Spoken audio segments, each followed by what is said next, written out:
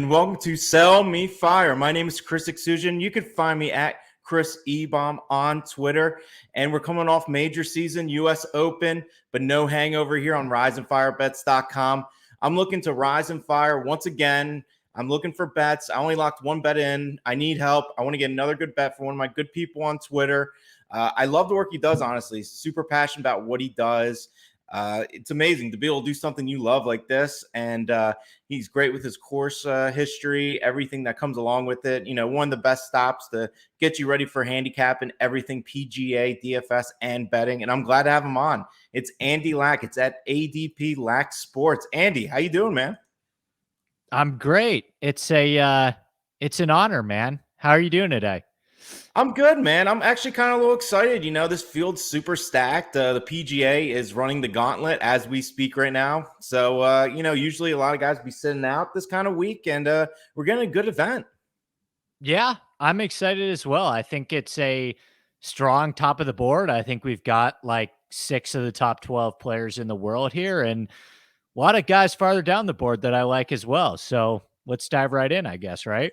Yeah, absolutely, man. You got to sell me some fire this week. I'm looking to make a bet. It could be betting. It could be a DFS play. It could be anything, man. Sell me some fire. What do you got for me this week for the Travelers?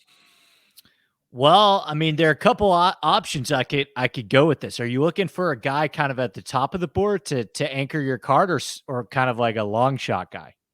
Well, if you're looking, I'm looking for an anchor. Give me an anchor that I got to put in. So, like, I'm going to make probably 20 lineups. That's typically what I do. Okay. So, give me an anchor that I can play with the majority of my lineups. I absolutely love it. What do you got for me?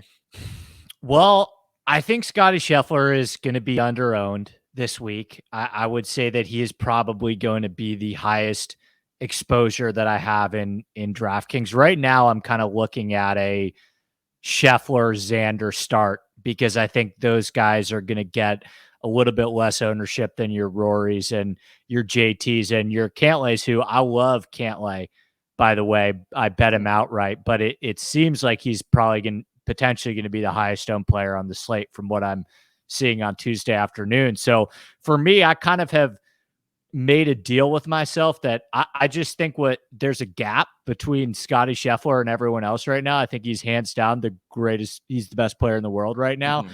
And I told myself if Scheffler continues to be sub 20%, then I'm just going to play him. I think if anyone else was on this run right now, I think if Rory or JT or Rahm or DJ or any of those guys were putting up the results that Scotty Scheffler was, he'd be 30% every single week. And yet he continues to go under owned for whatever reason. I don't know if it's fatigue, the eye test, or whatever. But if Scheffler continues to go under owned, he'd be the guy for me.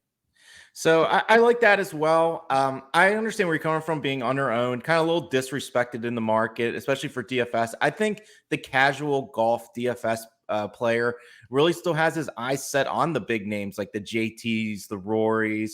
Scheffler, even though he's been pretty much the best player on the planet, I think is still taking time to break in with like the public, if you will. And top to bottom, he's number one in strokes gained total. He's number one in DraftKings scoring. It's like, keep it simple, stupid. Like, let's not overthink it, right? Yeah, 100%. And I've fallen into that trap a bunch myself. Like I played Jon Rahm over him at the U.S. Open. Heading into the final round, I thought Jon Rahm was going to win the U.S. Open, right? And 6 holes into Sunday, I was like, what am I thinking? Every single time that Rahm and Scheffler have gone head-to-head, Scheffler's kicked the guy's ass for like a year, right? So after a certain point, you have to say, you know what, for whatever reason, the DFS community is having a difficult time. Like they haven't really caught up with this guy, myself included, 100%. So, if he is in that kind of 11 to 15 range, which is kind of what I'm seeing right now on a Tuesday night, he's the guy for me, man.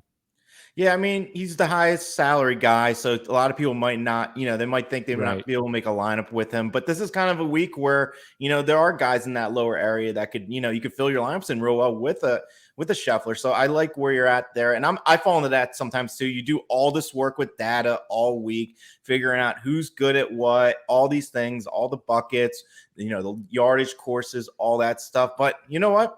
why not just play him? If he's going to be under owned like that, I like that. So you sold me. I'm going to put him in most of my lineups. I think it's a good cornerstone to kind of put in there. In my write-up that I'm going to be coming up with, I'm hoping tonight after this, I'm going to finish up a cut above DFS. I actually had Sam Burns for the top salary spot because he was just a guy that hit the salary right. Your boy Xander almost made it for me. I was super close, but I just like the form that Sam Burns is with right now. But honestly, maybe I'm overthinking it. Maybe just throwing Scheffler and then, get crazy with it afterwards. So I got to ask, what are the repercussions for somebody that sells you on something bad? Because because what if if you're all over Burns and then you do a total swap on Burns for Scheffler for me? I don't want you to come after me after that. No. This is just an excuse just to talk with my favorite people on Twitter. This is a risk-free zone, Okay. So I'll probably have Burns probably now. I'm probably gonna have him probably in about 30% of my lineups, and then I'll probably throw some Xander, and then I'll have a big hit with Scheffler. So I'll spread it around accordingly. You can play Scheffler and Burns in the same lineup. I mean, there's some guys that I like in the 6K range, so you can do it. Yeah, I think you're right. I think you probably could. But yeah, I'll figure that out tonight and tomorrow. Probably Wednesdays usually when I make my lineups, just to get all the stuff in there to confuse me enough to, hopefully I can make something happen. But Andy, I wanted to appreciate you coming on. I know you're a busy man, putting out great content constantly. You got your Inside the Golf podcast. You're doing great stuff with Rick Gaiman, awesome guy, rickrungood.com. What else are you doing this week so that people don't miss out? Well, I got my DraftKings article coming out tomorrow. Nice. That's always on rickrungood.com, promo code Andy. Unfortunately, that one's behind a PayPal paywall, but we'd love to have you part of that community. I think it's like $7 a week to get that. But yeah, that's the only thing I got left this week. On Wednesday, I got that article, and my podcast is already out. That one with Brian Kirshner breaking down the whole betting board and doing a little US Open recap as well. So you can find that Inside Golf Podcast, all podcast platforms, Apple, Spotify. Yeah, subscribe. It's fun. We have some fun over there. Yeah, absolutely. And I've been a member of Rick's for a very long time. He's the first site I joined. Nice.